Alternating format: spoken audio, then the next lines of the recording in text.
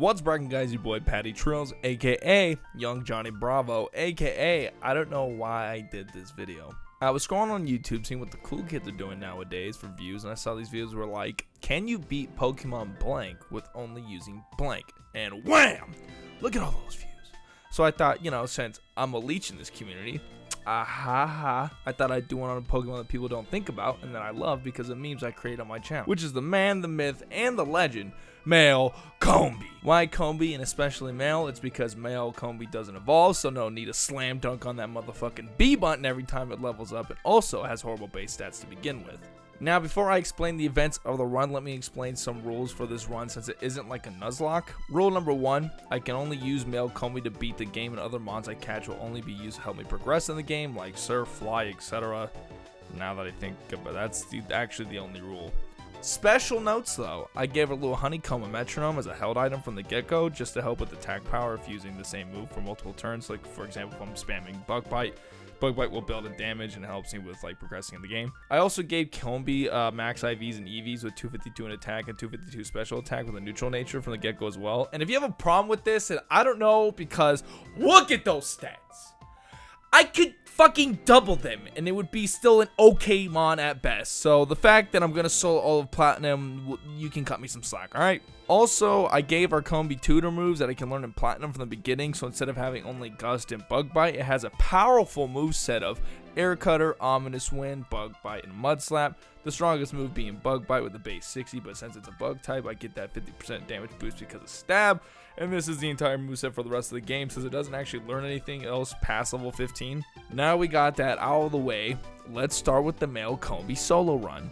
We start off our journey in a town where there are more people than houses normally. We introduce our rival, who is named Wasp, because Wasp do nothing for the environment and only hurt people. Also, I have a bee Pokemon, so you know, like, you get the idea. We pick up our Combee in the Piplup slot for Wasp, our rival, to logically take Turtwig for the type advantage we have late game as well. You could make the argument that I could pick Turtwig so Wasp would have Infernape late game, which is weak to flying, but I was worried that Infernape would be faster late game because of its base 108 speed over my non-invested base 70 speed.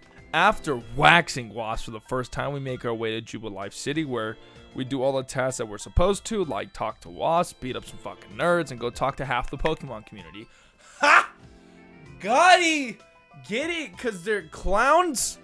We then face Wasp again, because I guess he didn't learn his lesson from the first time, and proceed to make male Combee a barber to fade his dumbass one more time. After that, we make our way to the very first city with a gym in it, Ouroboros City. In Ouroboros City, we'll find the first gym leader, Rourke, which I guess is a dumb fucking play on the word rock, I guess. So you can assume what type he will have. And to be completely honest, I thought this was going to be the first major wall because rock is 4 times effective on Combee because of my dual typing both having a weakness to it. So being hit from the back of Geodude's nutsack would probably do me in. So I was very worried walking in. But with the power of male Combee, I was confident enough to win this with no problem. 2 Eevee. Hey Rock, you want this smoke, bruv? Yeah. After that L, I came in and beat Rourke with only a level 17 Combee, which is honestly a lot lower than I thought I was going to have to be. I thought I was going to have to be like level 50 or something to have a chance, but good old Mud Slap was our old reliable, so with that we have the Coal Badge. We start on our way to Floroma Town, but we're stopped by our first encounter with Team K-Pop. Oh, wait, that's not, oh, they're not a part of that? I thought, oh, okay. Anyways, we run into Team Galactic. I flex on them with the power of God to let Wasp know he needs to get his cloud up. We finally get to Floroma Town, but we need to make a pit stop to the Windworks to let everyone know I ain't gonna let this shit slide and let Combee have the janitor keys so he can sweep the entire place. We arrive at the forest and find ourselves in Eterna City. The second gym leader, Giratina, and our grass-type Pokemon are found here. With the god of male Combee by our side, I felt confident due to the fact that we have a type advantage and levels, so I gave Combee a Zamboni machine and he waxed the entire floor. With that, we won our second badge and rewarded with the ability to cut down trees. You guys ever think about that? This evil, quotes on evil, organization security is literally 3 small fucking trees. And the only reason why that they are stopped is because we beat the gym leader and we're able to cut down their only line of defense. Also, why did the city make it our problem? Like, can no one else cut down trees? Has Gardania just been Floyd fucking Mayweather undefeated and no one's just ever contested those small trees before? Anyways, We defeat them with ease, and I get the bike to skirt in the new foreign off into the next town. We make our way through one part of Mount Cornet, which is also a title of a mixtape by GE. It's really good, and I'll be linking it in the description down below, so I love you, G. We run into Cyrus. He goes on some weird monologue. I tell him I got this smoke. We make our way to Hearthome City, where the third gym leader, Fantina, can be found. She's a ghost-type gym, and this is the first gym in the run where the leader nor me have any real type advantages, but flashback. See, I gave him ominous win because of this gym, also for coverage, but with that move became our win con, and because of that, we were able to get our third gym badge with no real struggle here either. On the way to the next town, we stopped to pick up some Moo Milk because it's cheaper than super potions, but we get more HP recovered. Now we got that lean on deck. We move to the next town of Veilstone, where the fourth gym leader, Maylene, can be found. She's a fighting gym leader who has no type advantage against our god Combee, and we quad resist their stab. So this gym wasn't too hard for us, honestly. Like, being halfway through the game, this run was moving a lot faster than I expected. Like, even though I was speeding up the game on my capture card legally on Twitch, I was able to get this far in about only 2 hours, which is crazy because the full run took me 10.5 hours to complete. We made our way to Pastoria, where we find the fifth gym leader, Crash Awake, a dad bod Rey Mysterio fan who is known for his water type Pokemon, which, like the third gym, we don't have any real type advantages against each other, but our move pools will see who has a possible advantage. Combee doesn't have any super effective moves, but at least our stab moves aren't resisted. I wasn't too worried about this gym, but surprisingly I lost because Wake's Floatzel has Ice Fang and also has priority with Aqua Jet. I wasn't prepared for that and took my L against Wake.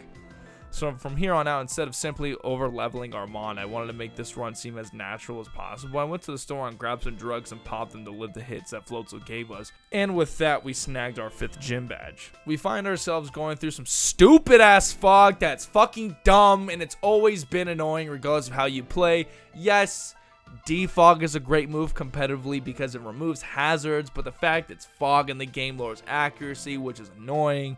We do some side stuff that's important, but not necessarily to my run. We travel to Canalave City, where Wasp can be found, and we battle him on the bridge, where his team has leveled up a lot, and he has a lot of threats such as Raptor and everything like that, but for some reason goes for double team instead, and pretty much I'm able to beat everyone because most Mons are weak to my stab air cutter, or just simply not taking advantage of their own type advantages, such as like the Rapid Dash and so on. Where Byron or Brian, whatever his fucking name is, sixth gym leader can be found. He's a steel type gym leader, which has caused me my first major problem in this run. The gym itself wasn't too hard, but most things died without a fight. But when I got to Byron, this is where my issue began. I got bodied without even putting up a fight, so I had to run to my local drugstore to begin strategically taking more drugs than a rave show just to survive this fight. I'm gonna break down what I did and why I did it, so bear with me. So after, and I'm not even exaggerating, at least 50 attempts, like it's probably more than that, but I'm just going to round it to 50. I start off turn 1 popping an Expedef to eat Magneton's Thunderbolts because it O-code me regardless. Then I'm forced to heal until Magneton either runs out of Thunderbolts or goes for a Flash Cannon, all while trying not to get crit or paralyzed. When Magneton goes for Flash Cannon, I then double down on another Expedef to give myself more bulk. Magneton was a perfect counter because if I set up too many times, it would just metal sound to negate my Expedefs I use. While doing that, I also had to up my defenses for Bastiodon because Stone Edge would kill me. I needed to get to at least a +2 defense to at least eat one Stone Edge, so baking on a miss or just healing on the Stone Edge, I used Mud Slap to lower its accuracy. And once I was all set up, taking down Steelix wasn't really a problem. And that was badge motherfucking 6. That's what the fuck I'm talking about. Just don't crit. He missed. Perfect. I thought it was going to be a crit. I was about to freak the fuck out. He missed again. Perfect. Miss.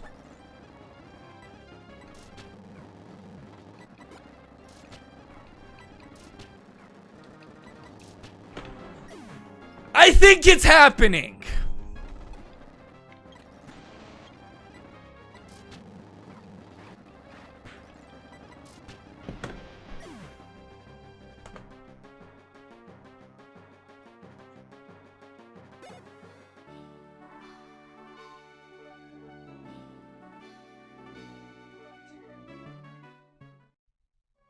I am the fucking best! Ah! Moving onwards, we have to deal with some Team Galactic shenanigans with the lakes. We move towards Snow Point City, where Candace, the 7th gym leader, can be found. And honestly, I was worried about this gym too because of the ice typing being super effective on our god male Combee. This gym didn't give me the worst work. I was able to knock out most of their mods and kept popping pills to eat the attacks that they gave me. To save time, I did save in between each trainer so that if I were to die to something random or not thinking that I would need an X item to survive, I was able to beat them all. After completing the puzzle, I set up on Candace and it wasn't too hard. I did fail a couple times, but once I had a game plan, it was simple enough to handle without a crazy hacks playing a part of this battle. With the victory, we found ourselves having the 7th gym badge. Once down there, we made our way to finish the rest of Team Galactic shit and challenge Cyrus at the end. Team Galactic never really gave me a real issue, but Cyrus was a different story.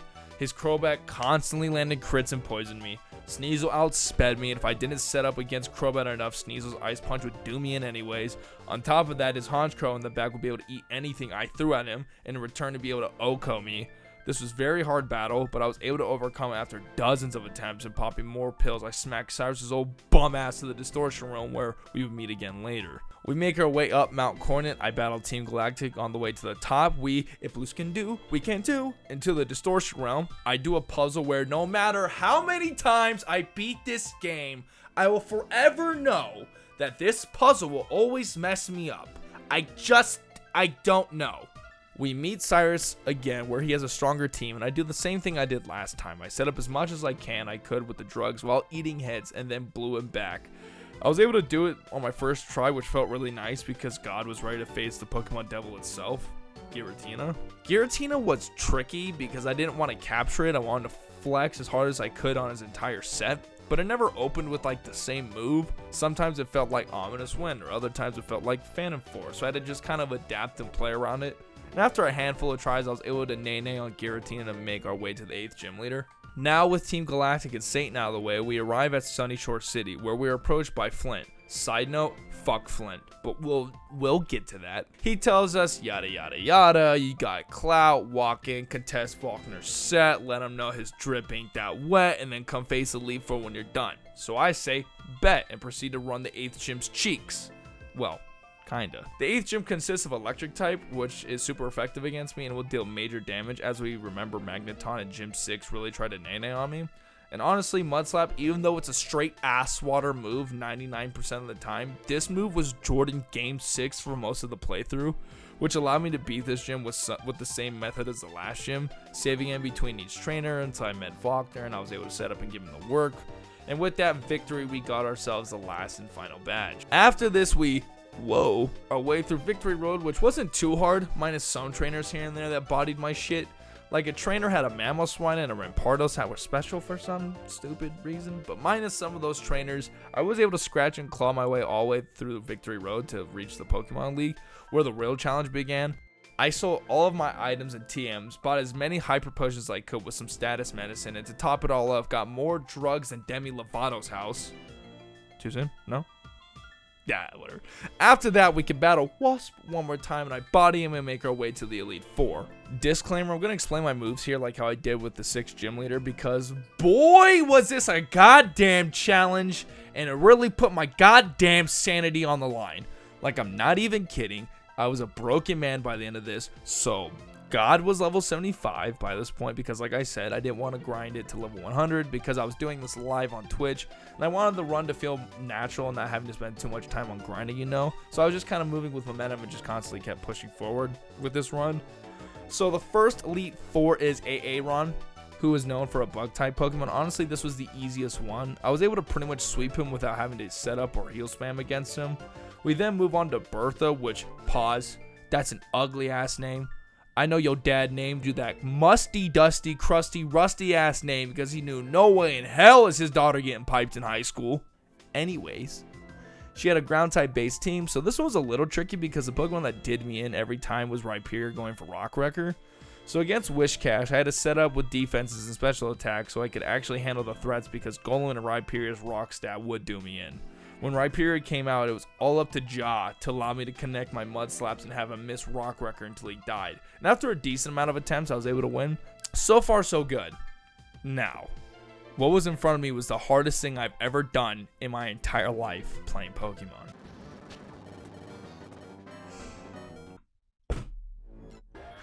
I can't fucking believe this shit, dude. I cannot believe this garbage that I'm being fed with.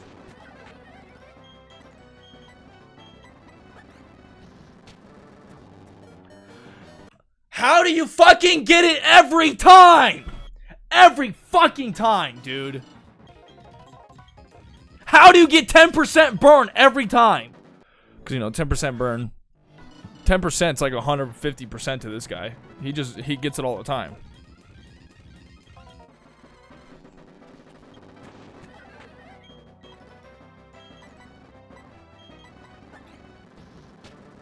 Oh, it doesn't matter. I almost misclicked and it doesn't fucking matter because you got a crit. Yeah, man, 6% and 10%, it's like every fucking turn, man. It's so good. I love this game. Like, it's, without a doubt, tilted in his favor. What did I just fucking say? What did I just fucking say?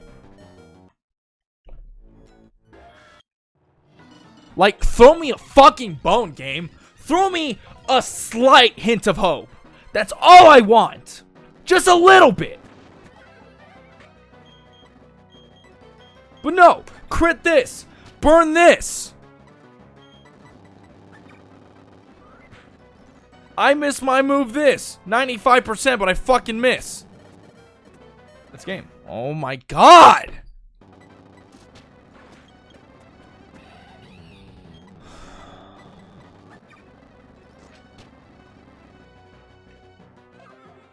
Are you fucking serious right now? It was a critical hit. I lost to a fucking critical hit. I lost to a fucking critical hit. Crit, thank you. Fucking thank you. Like, how often are crits, bro? I've never seen this many in my fucking life. In my fucking lifetime. Until today. 2 hours later. Flint's team is so fucking stacked against me, it wasn't even funny. I was stuck on this part for literally over 2 hours of non-stop speeding up this battle.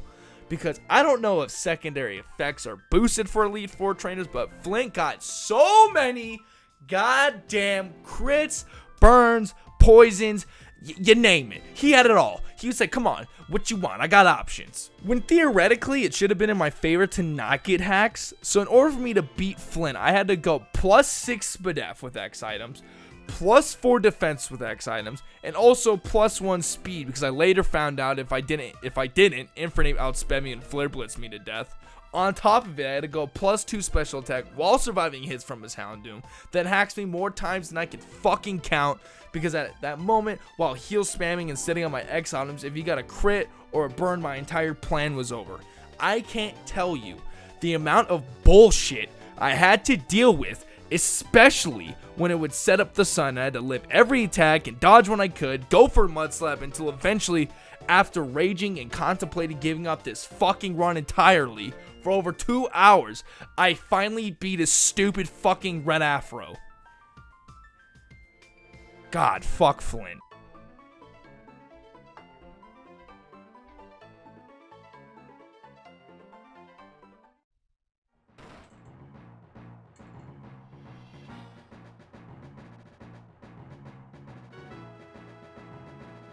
I feel like Jordan Game 6, dude. Like, oh.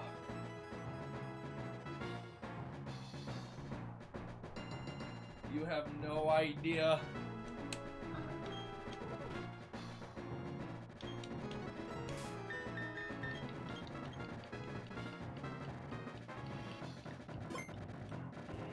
Dude.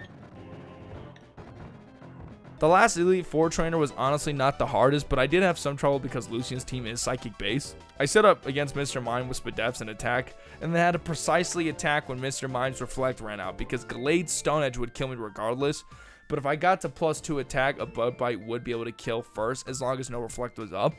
This battle was more trial than error, but I was able to get through it a lot easier than Flint. And at last, against the champion Cynthia herself, she led off with a Spiritomb, which was the perfect lead for me to ultimately set up until I got to +6 special attack and SPDEF, +6 attack and +6 speed, and proceed to sweep her entire team. And the reason why I needed this with def so high was because while fighting Spiritomb, it did hit on the special side, so it made it setting up the rest of the stats a lot easier. But also, even at +6, Togekiss lived any attack that I gave it, and Air Slash would kill me otherwise unless I didn't set up those boosts. And with that, I was able to beat all the Pokemon Platinum with just a male Combee. Fuck.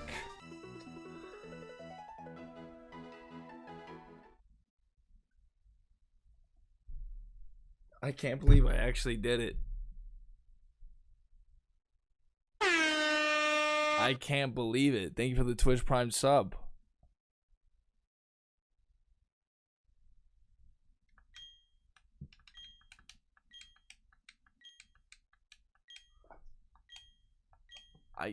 Dude.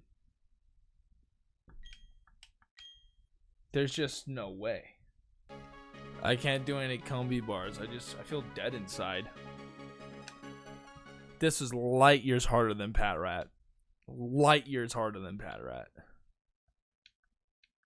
Because I had a Violite. Oh. That was a fucking cakewalk compared to this. Thank God.